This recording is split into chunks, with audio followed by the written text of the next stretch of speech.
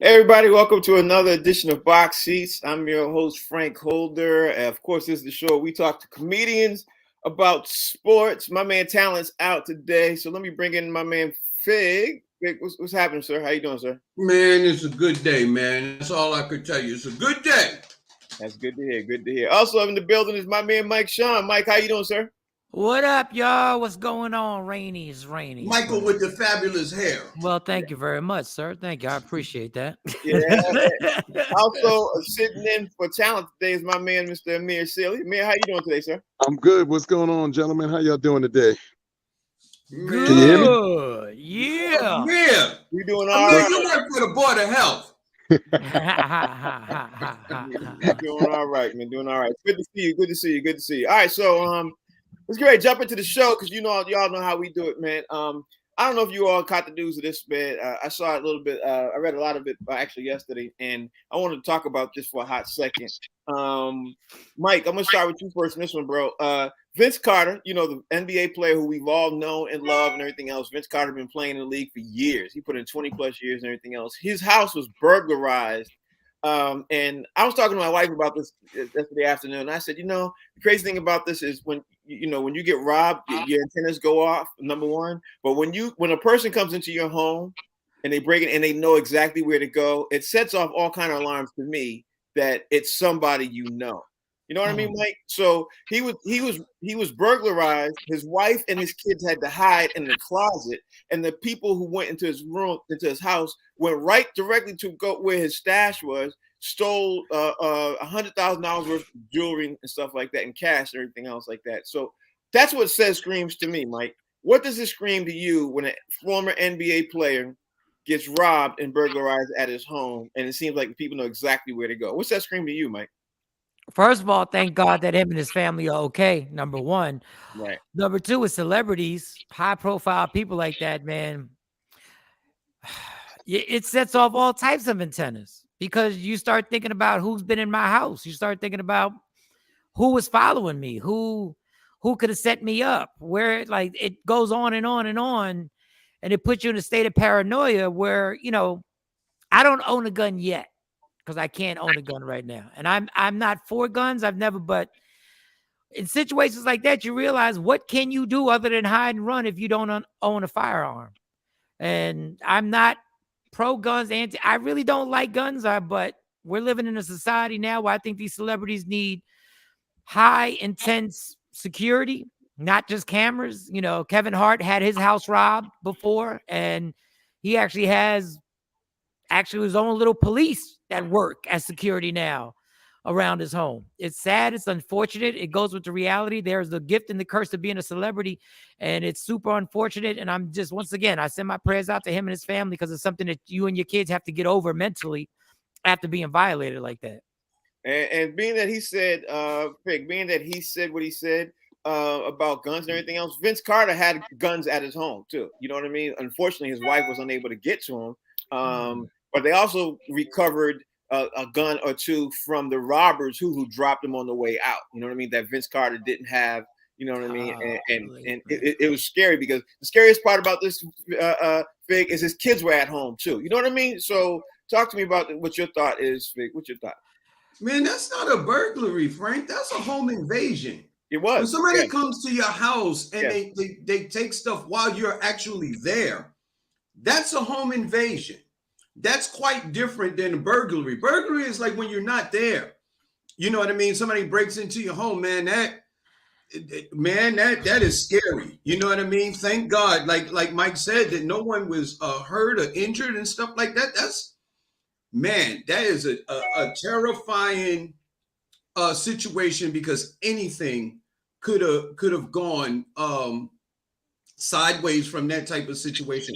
Anybody that has the mindset or the gall to come into your home while you are there or while someone is actually in the home, that's a different kind of mindset. That means it screams to me that they're willing to hurt people if they come to your house while someone is actually home. And that is a real scary type situation. I would imagine that if I was Vince Carter, that house would be on the market immediately. I would have to move because they know where you live. They were successful once, and they could possibly come back. You know what Fig just said, Amir? That's really scary. Is he's absolutely right. Because here's one thing: is Vince Carter had top of the line security. His house was gated. He had over 15, 20 cameras in his house and everything else. He couldn't have any more security. So, and they still got in, and they still got up in his second floor where his wife and kids were. But you, Amir, are in a different particular situation because your brother played in the NBA. So you look at it from a different kind of perspective too. I'm not sure if you all were ever robbed. I hope you all never were. But with that being said, what is your thought process of when you hear this now? And did you and Malik ever face anything like this? Come across anything like this? You know, thankfully, no, especially not in the NBA. Obviously, when we was young dudes and running around these streets, you know, Mike is from the Bronx, so you know, certain places, certain areas you go, you'd be like, wait a minute, we ain't supposed to be here. But like I said, that was, you know, childhood, and, you know, we were teens. But as an adult, you know, and again, echoing, you know, both Mike and Fig's sentiments as well as yours, Frank, in saying, you know, thankfully no one was injured in Vince Carter's family and everything. You know, the other part of this that it screams, and this is, you know, something that's hard usually for so many of us, especially, you know, gentlemen such as yourselves, when you're in the entertainment industry and you're in and around certain, you have people within your circle who sometimes violate just for the mere fact that maybe you've been given so much, or you're in a position that they think that they deserve to be, you know, or have some of, or whatever the case may be. And it may have been, you know, an incident or something where Vince Carter may have had to turn down a family member or, you know, a very close friend because, you know, he really didn't have it, or, you know, whatever. And unfortunately, that set forth what we, you know, are hearing may have happened to him. But in any of those cases, it's another one of those situations where you really have to pay attention to the people who are around you at all times. You know, we grow up with certain friends and associates, and, you know, you think everybody's cheering for you and with you. And then unfortunately you hear of something like this and you realize that everybody isn't always cheering for you and with you. So you really have to take stock of the people around you at all times. And that's constantly, very true. That's very true. them, you know? And the funny thing is I think you're right, Amir. I think he turned down somebody. I think he said no to somebody, and somebody probably got real, like, that tipped him off and saying, you know what, you're not gonna say no to me. I'm close to you. I'm gonna take I'm gonna take it. You know what I mean? That's probably exactly what happened. Fig, you up first, man, for this next round. Because you guys know we do rapid fire and we mix it up and everything else first. Next up, man, is Fig. This is another thing I saw yesterday that really, really upset me. Dan Snyder is supposed to be in front of the Congress yesterday and everything else. This brother is on a yacht and on the southern beaches of France. Came out too that he held his own shadow investigation trying to cover up everything that he knows that they did. It's been proven. It's a fact. That's why Congress has now issued a subpoena for him to come out there. That's the news of it and everything else.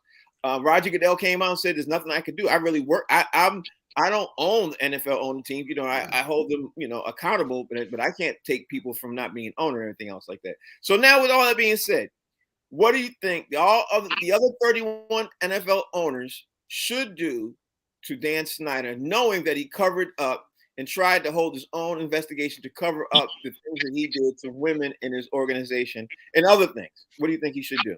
What do you think should be done, Fig? Man, this is a tricky situation because I was listening to something very similar, and I don't know if you remember the movie, The Spook Who Sat by the Door. I think that's Daniel Snyder. You still know what I'm saying? Daniel Snyder got some stuff on these other 31 owners that they don't want out either. So I can't imagine, how do you get yourself out of hot water without dragging other people down? And that is a scary situation to have to be in when your behind is on the line, and the only way you can get off is to throw other people under the bus. But I have a bigger question for you, Frank. If he's out on the water on a yacht, how in the hell can you serve him? Who is serving him with this subpoena? Aquaman? You know, the funny thing is I never even thought about that. I never even thought about it like that. That's a good point. That's an excellent point. Mike Sean, you know all the details of this case and everything else. You know, we've been talking about this for a couple of days. A shadow investigation to cover up some stuff that you've been doing and everything else. It just brings a terrible cloud onto the NFL. And I'm sure the other NFL owners are not liking this one bit. What's your thoughts, Mike? The problem is what's being proven is that Goodell knew, other NFL owners knew what was being hidden. And it's going backwards. When baseball had the steroids situation, the players got put in front of Congress. So the general managers skated and the owners skated. The players were put forth in front of those cameras. Now it's the opposite. These owners can't do anything. What are they going to do except get told on? Right. Like if they try and press them now to relinquish the team, how you going to press them? You can't press them. Oh, he snitches on everybody. So the NFL, the everything is crumbling around them. Goodell looks embarrassed and powerless because he can't enforce any suspension. He can't force any injunction on Daniel Snyder.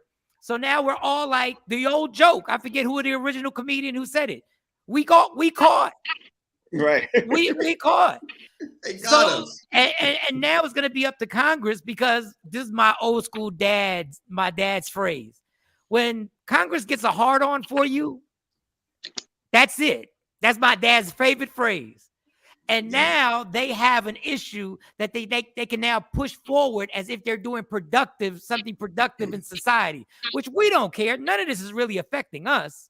But they're going to use this as an issue that they're going to put forth to their constituents. You need to jump on this because we got to clean up the NFL. We've been saying we had to clean up the NFL for the last 50 years. So now they're going to use this as a talking point. And I would hate to be Roger Goodell now, because there's going to be a fall guy for this. Somebody is taking a fall for this, and everybody's going to agree who the fall guy is going to be. We just don't know who's going to get picked out yet. Mir, he said a lot of great points too. What's your thoughts on this, bro? You know, it's so funny, Mike. I think nailed just about every point. I think you add to that the fact that if you think, and here's the fun caveat for me. Like I said, if y'all remember a couple of weeks back, I think we brought this up and I said something similar. The government has gone after the mob. Look, there's certain groups that you're never going to be able to do anything with. You're talking about billionaires. These same billionaires move the needle for this country, whether you love it or hate it. So there is going to be no way for the government, as great as it sounds, for them to give us FaceTime and to act like they're doing something, that anything is going to be done from this, because they know that those guys are paramount in keeping those guys in office. They're paramount in keeping the things that are going on in these various cities around the country going. So there's nothing. All this is smoke and mirrors, so that people who don't know any better will have something to talk about and sit around and feel as though something is being done. So it's gonna be fun. Let's strap in, guys. Can't wait to see how this all plays out. Somebody's going to be the sacrificial lamb who really didn't have any control over this, and the people who really did all the shit they're still going to be around. Watch. But you know, the funny thing is I don't even think that somebody ain't going to be the sacrificial lamb. A couple of people from Congress came out and said this is an utter, complete, total waste of time, because they could already see the further down, stuff down the road. A couple of senators said this yesterday, and it's on record as saying it. I wish I had kept my notes up, that they basically said roundabout way, this is a complete, utter waste of time. We could be doing other things helping this country move forward instead of wasting our time when we know we're not going to get anything done. Go ahead, Fig. What you want to say? No, I was going to say, you're absolutely right. I want to know what states those congressmen was from, because, these billionaires that own teams, like Mike said, they're the ones who move the needle on whether you get elected or not, because they got a whole lot. Listen, a billionaire that owns an NFL franchise in a certain city got way more power than that congressman, because they're probably responsible for your behind getting elected. So you're going to go they're in the same position as Roger Goodell. You're going to go after your boss? Yeah. Not only that, let's be honest too. If you got a certain NFL teams in certain cities keeping the economy going for a lot of these cities and stuff too. So You know, you come back with somebody. We're not even talking about going down south. Like we all know in the Mobile, Alabama, area, certain areas, and hell, almost in the entire state of Florida, those teams are keeping Florida afloat with those 3 NFL teams. You know what I mean? And not to mention the college circuits down there. That football, all of that is keeping those things moving. And college has how many electoral votes? You know what I mean? What they got? 11 electoral votes. Mess around if you want to. Mess with Florida if you want to. So. All right, so we can really do this round robin thing like I always do. And Amir, since you was not first, you're gonna be first on this, bro. So here it is, man. Detroit traded Jeremy Grant to Portland for the 2025 first round pick via Milwaukee. Sources end up telling ESPN. So I was kind of concerned when Detroit traded Jeremy Grant to Portland because I thought it was going to create a seismic shift, obviously for Portland. But then I realized what's happening with Detroit. Detroit is clearing cap space for DeAndre Ayton. So I'll get to that DeAndre Ayton situation in a second. But do you like the fact that Detroit traded Jeremy Grant to Portland? Portland just became stronger. You know what I mean? If you look at it from all kinds of different ways, Portland became stronger. Detroit became weaker.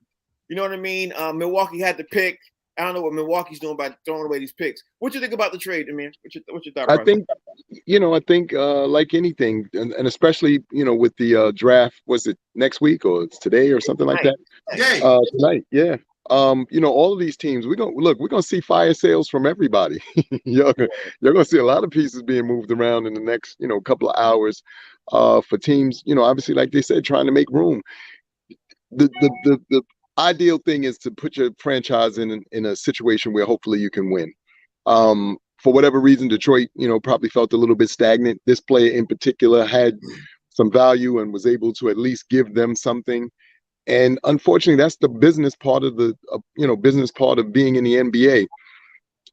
We'd love to, see some of the greats that we, come to know and love, and especially when they come to our city, stay forever and, make our city great. But the reality of it all is it becomes a business. As y'all have pointed out, luxury taxes and all these nefarious things that teams have to deal with.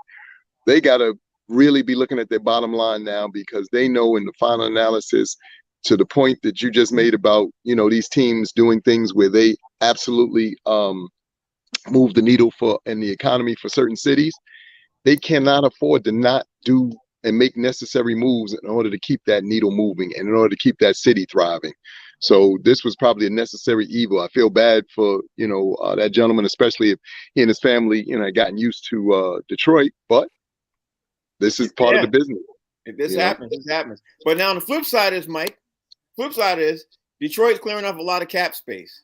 We all know what happens when you clear cap space. You go after the big name free agent market. DeAndre Ayton wants to be the max player. Detroit right now, as of right this second, and it's literally what time is it now? It's 18 minutes past the hour, 1 o'clock. It could change in an hour, but right now, as we speak, Detroit has the most cap space to offer a max contract to DeAndre Ayton, whereas Phoenix said they don't want to do that. What's your thoughts, Mike? DeAndre Ayton, go to Detroit, and we'll never see you again. So enjoy your money. Frank might have said the funniest thing ever. He said Detroit got weaker. How weaker can you get? Like, listen, if you go to Detroit, understand. I hate to disrespect Detroit. They've had some great runs with the Rick Hamiltons and the Chauncey Billups, all the way back to the Bad Boys. They've had some amazing runs with Chuck Daly and everything like that. But you go there to simmer for a few years and just cash your checks. Because when I tell you they've been rebuilding for a minute, they have been rebuilding for a minute. So be very careful. Enjoy the money. I understand money is a valuable thing and it's very important. But we will not see you on TV for a while nationally once you get to Detroit. So whatever groupies you get is going to be Detroit local natives. There ain't going to be nobody knowing you in the clubs across the country. When you go to a strip club in Miami, ain't none of them strippers going to know you. They just going to know you tall. That's all they going to know.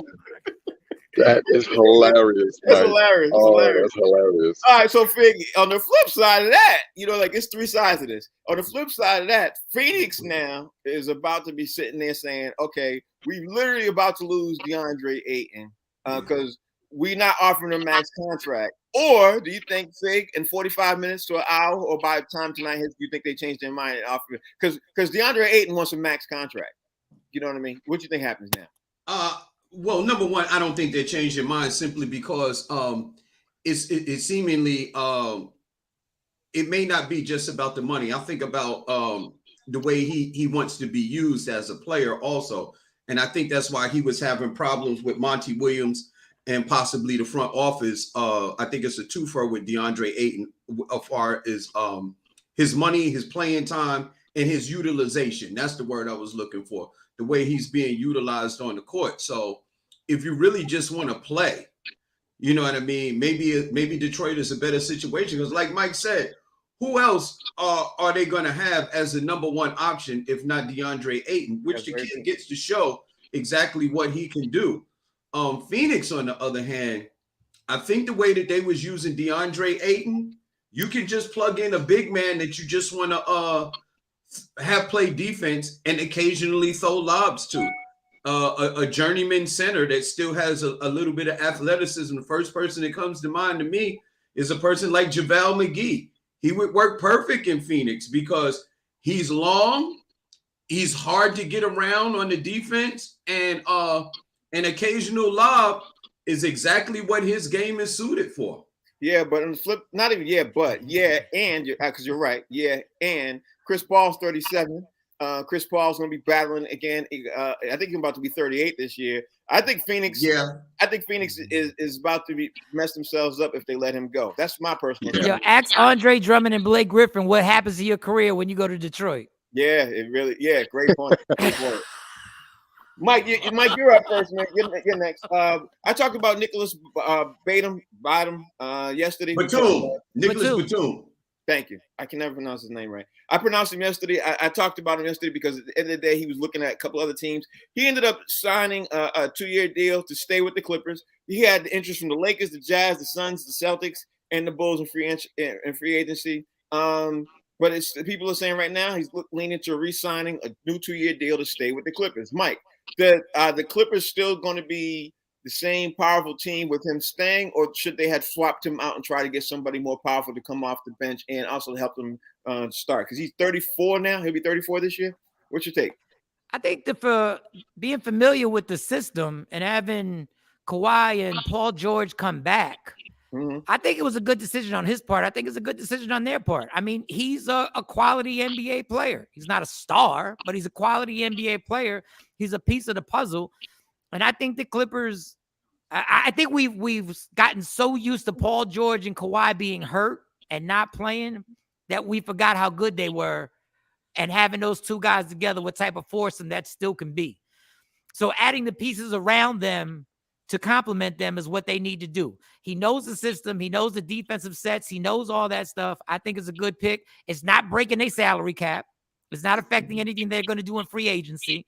So I think it's a solid move, and I think Lou would probably want him there. LA Radio, Amir, LA Radio is saying that they should still trade him, even though that they signed him. LA Radio is saying they should trade him because they want, obviously, them to get stronger, because people are concerned about the Clippers, the outlook for the Clippers. You know what I mean? People are just talking about this, and LA Radio is rampant right now. People in LA are upset that they re-signed him for some reason. I thought he was a great player, but what's your take on this, Amir? Don't you think he's a solid journeyman? I think he's good. I think he's a solid journeyman, and I also think, look, as fans, I say this all the time. It's easy for us to do the quarterback in the next day or whatever. When you have a team, as Mike just pointed out, where you have two bona fide superstars in Kawhi Leonard and Paul George, who, by the way, let's be clear, haven't been together now in almost 3-4 years, like literally. Yeah. So you got these two gentlemen coming back. You're going to need solid pieces around them because their comeback is going to take some time. They're not just going to automatically, fall back into place. They're going to take some time because they're not in the rhythm of being in the NBA. They're not in the rhythm of doing certain things as a tandem. So now you need guys who, especially when they take a break or go sit down, who can come in and still hold the line, or at least give you an opportunity to hold the line.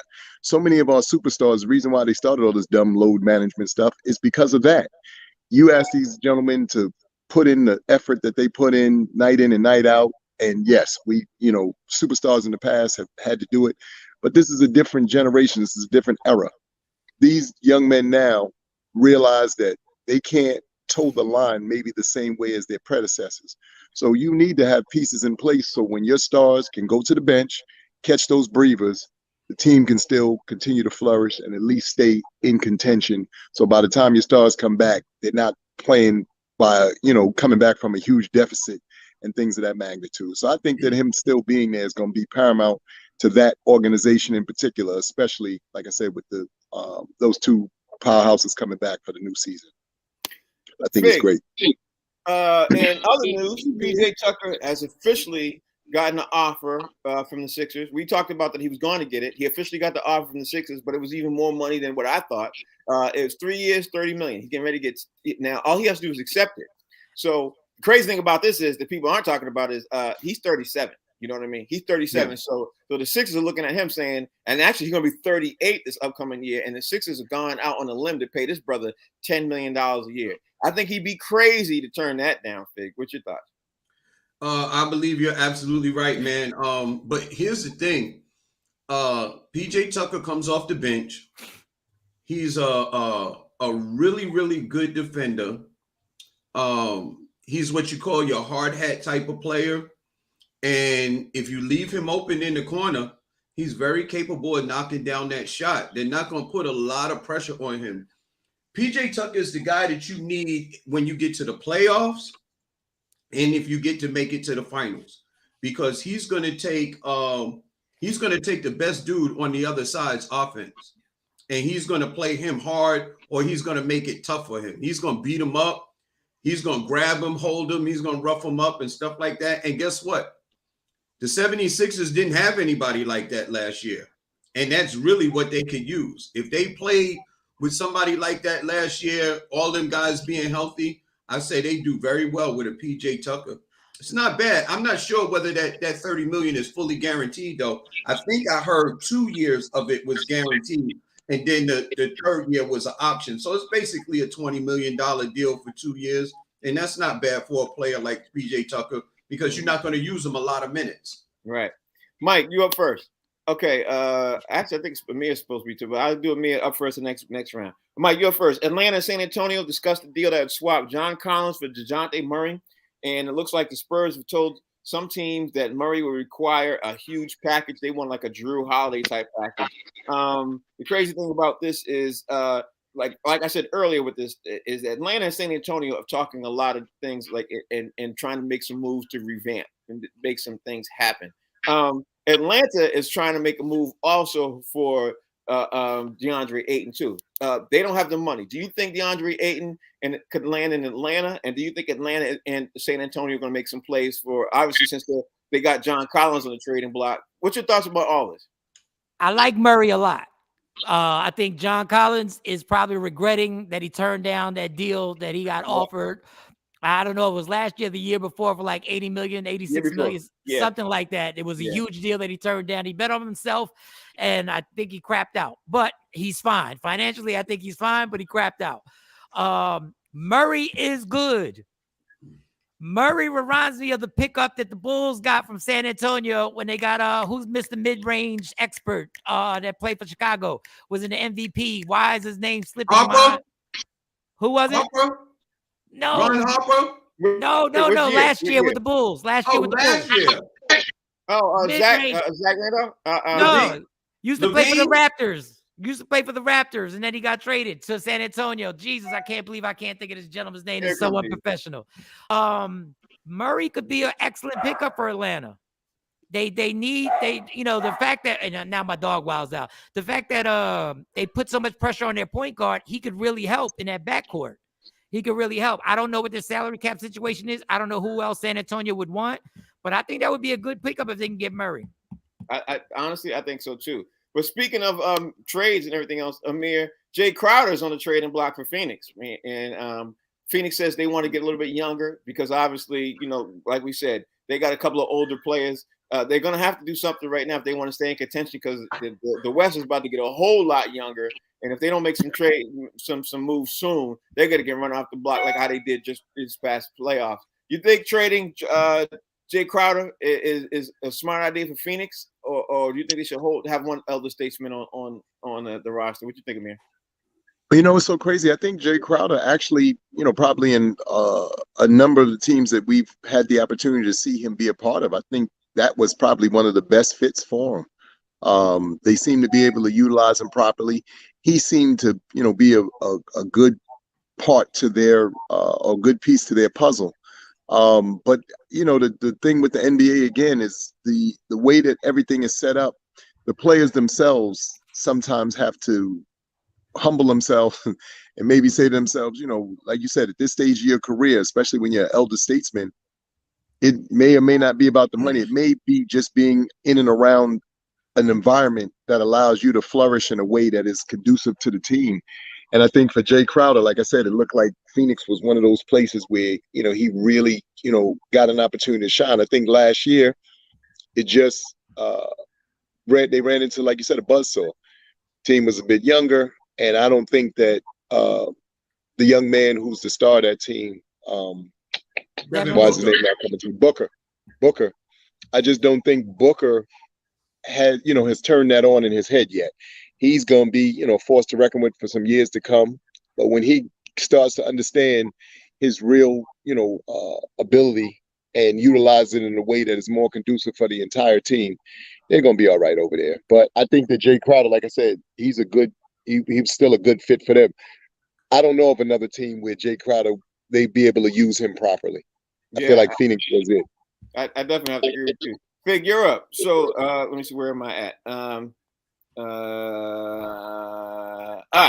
DeMar DeRozan. That was the name I was looking for. DeMar DeRozan. Yes, DeMar DeRozan. Where am I at? Okay. We've been talking about Kyrie. We've been talking about Kevin Durant and everything else for a couple of days. We've been talking about him actually for a whole week and everything else. But the NBA draft is coming up tonight. Sources have been saying, obviously, we've been hearing this all over the news for a long time about Kyrie Irving possibly going, trying to make some plays and everything else to stay with Brooklyn or land on the Lakers. Here's the crazy thing, Fig. Let's say Kyrie moves. Let's say Kyrie's traded. Do you think Kevin Durant stays with Brooklyn?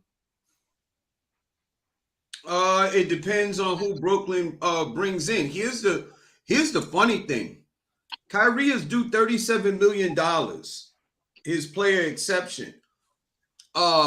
If he leaves, the Brooklyn Nets still don't have that $37 million to pay another player.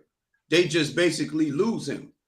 And the flip side to it is that if he goes to the Lakers, all they have is the $6 million that they can pay Kyrie. So if he leaves Brooklyn, he's going to be leaving $30 million on the table, in addition to the money that he lost last year because he didn't play because of COVID. So, man, I don't know. That's a tough situation on both sides, but I would hold my ground. If I was Brooklyn, I'd hold my ground and just force Kyrie's hand to see if he's actually going to leave that $37 million on the table, because there's no other contenders that have enough money to pay Kyrie. But you know what, Mike? The crazy thing is, being that it's Kyrie, people are speculating that they have no clue. If it's any other normal player, people would be like, yeah, they're going to take that $37 million. But because it's Kyrie, people are still saying, Kyrie really might go to the Lakers. But let's just scratch that for a second. People are also saying, and I read this on NBA.com last night, that Kyrie and Kevin Durant are not as tight as they used to be. And then Kevin Durant, I know, right? And Kevin Durant could possibly force his way out of town also if Kyrie's gone, because he's not liking what he's handling with Brooklyn. What are your thought process now? Because you've been saying this. Honestly, I already know what you're going to say. You've been saying this for like 6 months. So, right, what's your thought process now about when you hear what's going on now, especially before the trade? Dog. I'm going to just my one LeBron reference for the whole show, so please don't get mad, y'all. If LeBron did this and went to Brooklyn, and when things didn't go his way, he even hinted about dipping after you left the dynasty, dog, like, what are we doing here, Kevin? Like, you're really going to leave Brooklyn now? Like, because the master plan fell apart, which was a horrible plan to begin with. You should have known Kyrie Irving wasn't the guy that you could put all your chips on. You should have known Harden don't give a damn. Harden left Houston once he said that run was over. He was out. He left out of there. Like, this is really, I don't hold it against his legacy, but I know people on TV will start bringing up legacy and how this looks. I don't hold it against them because I know, hey, thing ain't work, gotta go. But the media is gonna rip him, so he better get that burner account on Twitter ready to start lashing out at everybody because they gonna give him the business if he leaves Brooklyn and goes anywhere else. So all you had to do was not listen to your ego, make friends with Draymond, stay in Golden State. And literally, you probably would have won 2 more championships. They'd be talking about you as an all-time. He's all-time great, but they'd already be saying, you know, we might have to mention him over LeBron because you know how finicky all these critics are and everything like that. No, I feel bad for him, but it's going to be a bad It's going to be a bad season if he does that, y'all. He's going to be calling mom a lot. I'm going to throw this out to you, Amir. I think it's a really good chance that Kevin is going to force his way out once Kyrie, if and once Kyrie's gone. I think he's going to force his way out. I think it's looking like that. Do you agree with what Mike was just saying about that? I think Mike is on point again. Like, the sad thing though, in theory, is, the NBA, like so many things now is, and I don't think it's watered down. I just think that thankfully these players are in positions now where they can, move and make changes the way that they, see making changes. I'm not sure what I was listening to recently, but I heard something or overheard something where they were talking about, how, again, back in the days, you remember you used to get those terrible contracts that were 10 years and 15 years. And then, the team would be horrible for 7 of your 15 years and you're just stuck. But now these guys are now in a position where they're like, look, I'm not going to stand, let all my good years go. And then end up being a bitter analyst, like some of the analysts who we see now on TV, who, for whatever reason didn't get the job done. So I think that it's, here's my thing. Where does he go though? Because at some point teams have to start being frustrated with his antics and how he's handling his superstardom or stardom or, whatever people, perceive him to be. So you can say that about Kyrie too. I mean, you can say that about Kyrie and you can say that about Kevin too. I mean, you can say that about either one of them. Frank, you know what though? Go ahead. Kevin never really forced his way out of any team. He only left when his obligation was up. So if he forces his way out of Brooklyn, it will just be his first time forcing his way out of an organization, because with OKC, he was a free agent. When he left Golden State, he was a free agent. So if he forces his way out of Brooklyn, it'll literally be his first time forcing his way out of an organization. Yeah, but I get that too. But also, I think he's going to be at the time where he's going to have to do something because of his age. Like, he ain't got 5 more years in the NBA. You know what I mean? And he wants to win another NBA championship. He got 3 good years, and that's just saying hopefully he doesn't get injured either. You know what I mean? So I don't want to sound like a hypocrite, but I'm going to sound like a hypocrite. They're starting to make a mockery out of the NBA on how they're forcing their way out, and especially James Harden on what he did to Houston. What he did to Houston, I'm not an owner guy, but what he did to Houston was effed up. Mm-hmm. Like, they did everything they could to satisfy him, and when it didn't work out, he just forced his way out of there, and they had no choice. At some point, these owners are going to have to do something to get these guys to uphold their contracts. Like, we always said it in the NFL. We were always pissed that NFL players didn't have guaranteed contracts. And now it's flipped in the NBA. They do have guaranteed contracts, and they're forcing their ways out just because they don't like where they're at anymore. Well, that's your agent's fault. Yeah.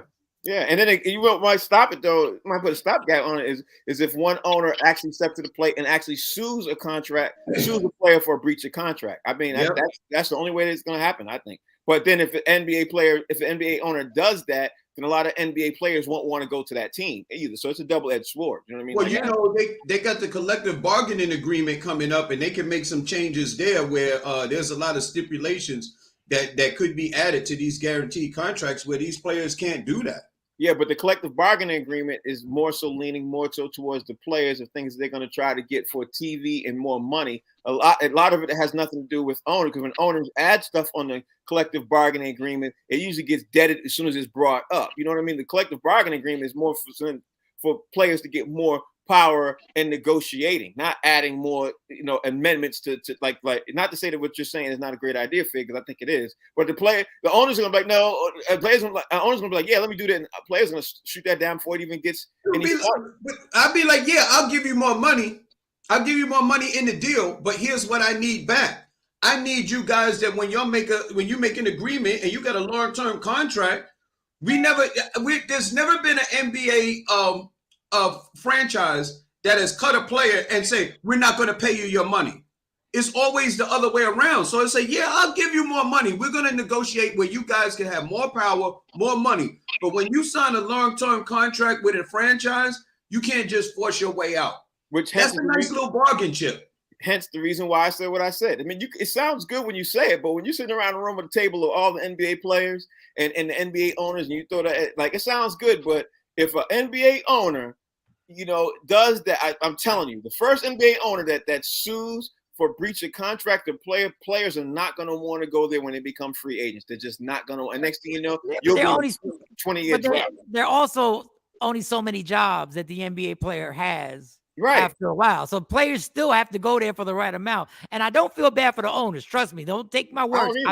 I feel bad for the fans in Brooklyn who had the hype and bought the season tickets, and a whole downtown Brooklyn was damn near rearranged, and people were their houses were taken, businesses were taken, and now these guys are flying in and out of Brooklyn like it's no big deal. This borough made a severe sacrifice to bring this team to Brooklyn. Yes, sir. True story. I'm from Brooklyn. You are 100% right on that, Mike. They called it eminent domain. They forced people out of their houses so they could build that stadium. You are absolutely, you 1,000% correct. Mike, you're up next. I'm gonna throw this out to you, Mike.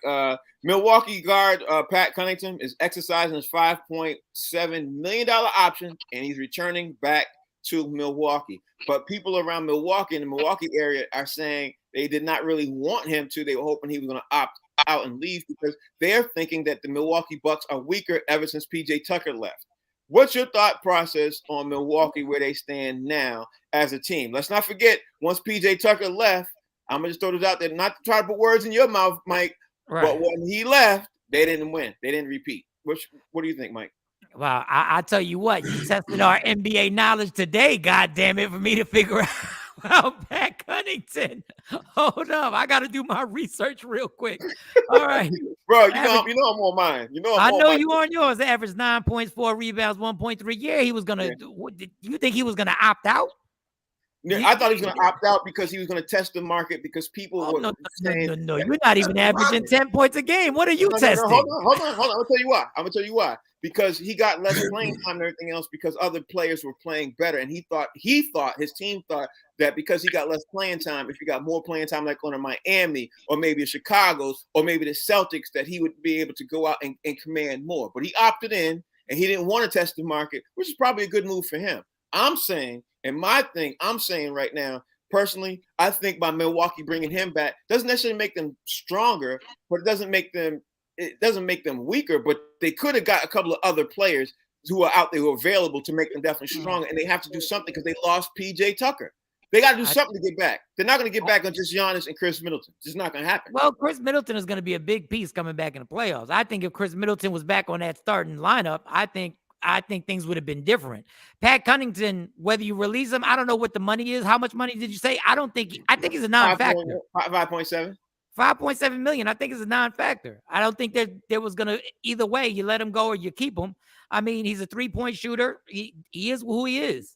I think they're relying on running it back with Chris Middleton. I don't know if they have the salary cap space really to do anything else. I think they are locked into this run with this team. And after next year, we'll see what these contracts look like. But Fig, let's not forget, Milwaukee looked phenomenal, right? What they were playing, everything else, right? They're losing. Oh my God, the big man who came off the bench. Now I forgot his name. I can't. And I had his name in my head. You talking about Portis? Bobby Portis. They're losing Bobby Portis. They already lost. They got Pat Connaughton. They lost PJ Tucker. They're getting ready to lose Bobby Portis. Bobby Portis is not taking the obviously the family-friendly, team-friendly money anymore. He was getting offered $8 million for a couple of years. He took 3.5 to stay with Milwaukee. His contract is up now. He ain't taking that player-friendly discount anymore. You think Milwaukee's going to be back now that Bobby Portis is going to be gone and PJ Tucker's going to be gone? You think Milwaukee's going to be back? Bobby Portis was a lot bigger than people would imagine, like the average fan. Bobby Portis was huge, and huge. The fan base loved him. He was huge. I don't think the reason that that Milwaukee fell was because PJ Tucker wasn't there. I think the reason that they really got hurt, and no pun intended, is when they lost Chris Middleton for the rest of the playoffs. I think they could stand pat with a healthy Chris Middleton and Bobby Portis. But now you lose PJ Tucker, Bobby Portis, and you're trying to come back. You're going to need somebody to fill in that space for Bobby Portis because he brought a lot of energy. He brought three-point shooting, defense, and he brought a level of toughness. So you're losing two of your lunch pail type players in PJ Tucker and Bobby Portis, and whether they put up the big numbers or not, those guys have a major impact on your franchise, and you're going to have to replace that some way, shape, form, or fashion because they're losing a lot by losing those guys. All right, Amir, you're up. Chet Holmgren, everybody's talking about how good this kid is supposed to be, everything else. An NBA expert said Chet Holmgren, who's supposed to be coming out of the draft tonight and everything else, he's that tall 7'2" white boy and everything else. One NBA expert compared him to Sean Bradley. I'm going to go out on a limb right now and say this boy plays like a point guard. If he gets drafted by the right team and he gets the right trainer around him, I think he's going to shock a lot of people in the league. I think a lot of people are going to be shocked. But that's my take. That's my opinion. A lot of people are leery of him because of his frame. But he kind of looks like literally Giannis looked like years ago when Giannis came out. Same tall, wiry, thin kind of thing. You know what I mean? Amir, what's your take on this Chet Holmgren kid right now? His father played college ball. His father ended up widening out to his father looked just as thin and rail or anything else like that. And people could be overlooking him. What do you think, Amir? Well, as always, you love the NBA draft. You love all of the drafts. Let's be clear. Doesn't make a difference. The NBA one is, happens to be on deck next. This kid, like anything, the wiriness, the skill set, all of that means nothing. Where's this? Does he have that? He got heart. Then that's all that really matters. Because what will happen is he will groom himself into a great NBA player. And that comes from one, taking into consideration things that people might be saying about you that you use as fuel to go, you know what, I'm gonna work, get stronger, get better. 7'2" doesn't necessarily make you or break you at this stage of the game because as we, talk about to no avail, a lot of the league now is supposedly not positionless. So it's great that he can shoot, it's great that he can do all that. But how does that stand up against guys who night in and night out are going to be coming for your head and going to be coming for your heart? We see cats like Doncic and Ja Morant and, some of these new kids. And we don't really hear about the trash talking that they do until you see these, little snippet videos where they be like, these dudes be saying real wild for the night stuff, to each other. So we have to see, can he stand under that pressure? Is he built for that? His basketball skill set is his basketball skill set. We already know that he's good. Obviously, if they're talking about him, he has something there. But where's his heart lie? And when he gets to that next level, can he bring that night in and night out? Because that's when the difference, that's where the differences are made. So we got to see, Mike Sean, Kyle Kuzma and Contavious Caldwell-Pope are supposed to be being put together in a package. They're being offered to a lot of teams right now by the Wizards and everything else. I'm not sure if that's the right move. I think they're doing that because the Wizards want to sign Bradley Beal to this, huge, phenomenal contract. Because at the end of the day, my man Bradley Beal literally is now a free agent. He's an unrestricted free agent, and Washington wants to keep him. I'm not sure if keeping him and then trying to trade Kyle Kuzma or Contavious Caldwell-Pope is the right move because now you ended up going to be literally even worse than we were last year. But what's your thought process? You think Washington should try to trade Kyle Kuzma and Pope and sign and lock in Bradley Beal? What do you think they should do? What's your thought process? Let me tell you, other than the money, I would love the money. That's one of the jobs I would hate to have, is being a general manager for the Wizards and trying to figure out, is it worth to keep Bradley Beal for $250 million just so we can lose some more? Or do we let him go? And then my job's on the line because now this draft becomes super important where I got to make the decisions to bring these young guys in. I don't know if trading Kyle Kuzma and KC is a good move. I know the Lakers regret it. I know they regret making that trade. I think the Wizards probably have a core of young guys who, for some reason, the impatience won't allow them to let these guys grow. Real quick on that Chet Holmgren thing, I would hate to be the general manager that has to make that pick, because he's going to be somebody who's going to take 2 or 3 years. Are you going to have the patience, or is the organization going to cut your head off because he's getting bullied for the first 2 years? Dog, the Wizards are the Wizards. I don't know. There's going to be somebody who's going to have to make magic over there. But if I'm Bradley Beal, I'll just say this. If you take the $250 million, we won't see you on network TV either. So we'll see you at the All-Star game, homie. But that's probably the only time.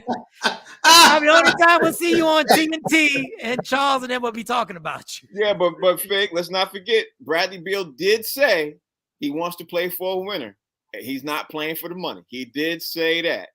So he could surprise everybody because he's an unrestricted free agent. He could surprise everybody and go to a team like Phoenix, you know what I mean? Or Dallas, or, you know what I mean? You add him to, again, if he ain't chasing the money, even though every sport pundit out there is saying he's going to take the money, he literally said out of his own mouth, and he said on Twitter, I'm not playing for the money. I want to win an NBA championship.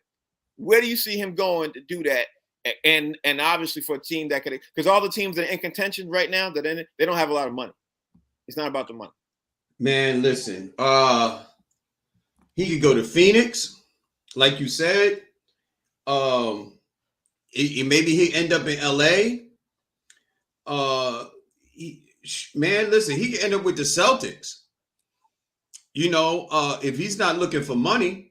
But it's hard pressed for me. I don't care what, like, it's like Mike said, you stay with the Washington Wizards.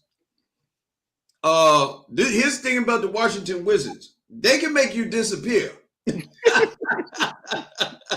They'll make you rich, but you'll disappear. That's how bad they are. Let me tell you something. And I don't care what nobody say. I'm not playing for the money. Okay, here's $35 million a year. Huh? How you turn down $35 million a year because you want to win? That's very difficult to do, Frank. To turn away. I mean, nobody's asking you to do anything, so, you know, against your manhood. And nobody asks you to sell nobody out. You don't have to do nothing illegal. I'm giving you $35 million to play basketball, but you're just not going to win. Yeah, and you're going to be in one of the, you know, the strip club capitals of the world too, with $35 million. $35 million. You can make it. You can make it rain. You can make it party. Hell, $35 million a year. You can make it snow. That's why the Sixers are so ridiculous that they're going to opt into this contract with James Harden. All they had to do was stay pat, and they would have had the money and the bench to go get Bradley Beal this year. And I said that all last year. Leave James Harden alone and go get this guy in his 20s who's not coming off of 2 bad hamstrings.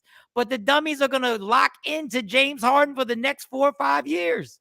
God bless Liberty Bell. Enjoy yourself. Man, if Bradley Beal ends up in Philadelphia, we won't be able to shut Dave up. But you know, the Christmas bully would be having a field day if he ends up in Philly. Man, I'll throw this out to you. Where do you think Bradley Beal is going to go? Because honestly, I don't think Philly's even in this conversation. I literally think obviously I'm a Celtics fan, but I think the Celtics are in his top 5 because of the relationship with Jason Tatum. I think they're in the top 5, but the Celtics cannot afford him. So I'm not even getting myself excited about that. They can't afford him. Unless he takes a real low, let me get $3 million versus $30 million a year. He ain't doing that. That's ridiculous. So I think the warning literally is going to be for a team that's set to win now. Maybe Dallas, because Mark Cuban will pay that luxury tax. Maybe, but I don't think he'll work with Luka. Maybe, I don't even know if it would probably might be Phoenix, because they're not going to have DeAndre Ayton. Maybe it might be Phoenix. It could be literally. I want to say it's starting to sound ridiculous. It could be even Memphis I mean, there's a couple of players out there who are going to have some money too. Minnesota? That's what you're going to say? Memphis, Minnesota? No, I'm saying Memphis. I didn't say Minnesota because Minnesota's got some dealings that they got to do with another contract or big contract they got to try to do to keep that young boy who was rookie of the year 2 years ago. You got to think of all the guaranteed contracts that are out there versus money and where he can go, but where it's not going to be the money, not going to be too low. You know what I mean? So Amir, throw me out a team or two or three that you think Bradley Beal can land up, and you get the last. We got to get ready to wrap up the show. You get the last word. We think he could go. And honestly, it ain't gonna be the Lakers because the Lakers they only offer peanuts. So let me just help you out a little bit with that. It ain't gonna be the Lakers because they ain't got no money. Well, I mean, they have no money. Well, like you said, I mean, the sad thing is, to your point, it sounds like all of the teams that do have money or do have the ability to be able to pay the young man, you're gonna end up in the abyss. And a kid of his stature and a player of his abilities, that's the last thing we'd like to see happen because he's box office. He's somebody who can make an immediate impact on your team. The fact that he, supposedly says he's not looking to get the money, obviously that remains to be seen because I'm with Fig. Everything sounds good until you really crunch them numbers and somebody goes $34 million a year as opposed to 3 or 2 or 5 or some wild exception number. I don't know. I have to really. This is one of those wait and sees because I have to really see if Bradley Beal is about it like he says he is. Because it sounds good when you're talking to media and you want to, keep everybody at bay and all this stuff. But when it comes down to brass tacks and you have to really make a decision as to say to yourself, this is where I want to go and this is where I'm gonna plant my flag so that I can make this organization better utilizing my skill set. That's a thing that we're going to really have to stand by and see, because when you really think about it, this modern day version of these players, no one has actually done that. Most of these guys end up going for the money and then they go into the abyss. They go into witness protection. So let's see if this dude is about it. Let me do the killer for the Boston fans. Ringers, Bill Simmons reported on his podcast that Embiid wanted Beal and Beal and Embiid have been trying to work this out. Amongst themselves, they've been talking to each other. Mm-hmm. So we might be talking about Embiid talking about restructuring a contract to get Beal in there. And that could be, that could be a nightmare for us, y'all. That could be a nightmare. Yeah. That boy ended up in Miami. It's funny you saw that too. It's funny you saw that too, because I saw a similar article too with Jason Tatum and Jaylen Brown are thinking about doing the exact same thing too. So, is Bradley Beal married? Is Bradley Beal married? Yeah, married with 2 kids. See, that's the hard part, is telling your wife you turning down $246 million. See, that's the hard part when you tell we chasing a ring, baby. That's gonna be the difficult part. You might not want to even tell her. Yeah, and then taxes are coming out, and you got the literally agent taking his fee out, taxes taking their fee out, the state tax, local tax. Listen, ain't no state tax in Phoenix, and ain't no state tax in Miami. That's why you go either one of them places, boy. Honestly, I think he's gonna shock the world and go to Phoenix. That's what I think. I don't think nobody's looking at Phoenix. I think he'll land in Phoenix. They're not gonna have much of a cut. Could you imagine him and DeAndre Ayton? No. Devin Booker? Yeah. Oh my God. That's what I'm saying. Hell of a 1-2 punch. But Chris Paul is 70. The NBA years he is. Yeah, and Chris Paul being his last leg, and Bradley Beal would be there. They have to have a hard talk and say, Chris, you might have to come off the bench. We got Bradley Beal. There's a lot of ways they can make this thing work. And in the West, the teams are playing smaller too. Let's not forget that either. Frank will think of any angle for him not to go to the Sixers when he knows all the fingers are pointing to Ben Franklin Bridge. You know that? I ain't thinking of that. I'm just telling you, bro. Listen, I just don't see the Sixers. They can do a sign and trade with that boy, Tyler Hero, and what's the other one? The other shooter, Miami. Yeah. They got 2 shooters that they can give up for Bradley Beal on the sign and trade. Miami is a great place too. Like, let's not forget Miami. I don't think this Philadelphia is a possibility at all. I'm going on record saying that. I don't see it. I just don't see it. Because he said win. Hoping a prayer. No, he said win. He said win. That was the 3-letter word. He said win. Philly ain't winning. They ain't winning. Right. Okay. Yeah, Hey, Bradley Beal and Joel Embiid, boy, listen, that's a shot. That's almost like Kobe Shaq. And Harden ain't the same, but Harden is a very good point guard right now. He is really, he'll make it happen. He'll have his 12 assists a game. I bet money on that, and I don't. And they still got Maxey. They wouldn't even have to give up Maxey. I bet money. I bet money. He don't want that to happen so bad. No, it's not all I want. I just bet money. It won't happen. I bet money. Yo, I'm looking at the time right now. We got to get ready to roll up out of here, man. Mike, thank you for joining the show. Amir, thank you for sitting in for talent, man. I greatly appreciate that. My man Fig, everybody out there, how they can follow you, bro. Listen, at Comedian Fig, all social media platforms, man. That's it. Amir, tell everybody how they can follow you. A-Rock Silly on Instagram, Amir Silly on Facebook and on Twitter. And Mike, tell everybody how they can follow you. At Mike Sean Comedy everywhere, y'all. Be safe and be kind to each other. Mike, I'm gonna call you in 10 minutes, man. Answer your phone. Yo, y'all were watching the show. The show's called literally Box Seats. Talent will be back tomorrow. Roddy Purr be back tomorrow. And watch Mike answer the phone. I said answer the phone. Y'all, thank y'all for watching. We'll see y'all. Take care. Peace. Peace.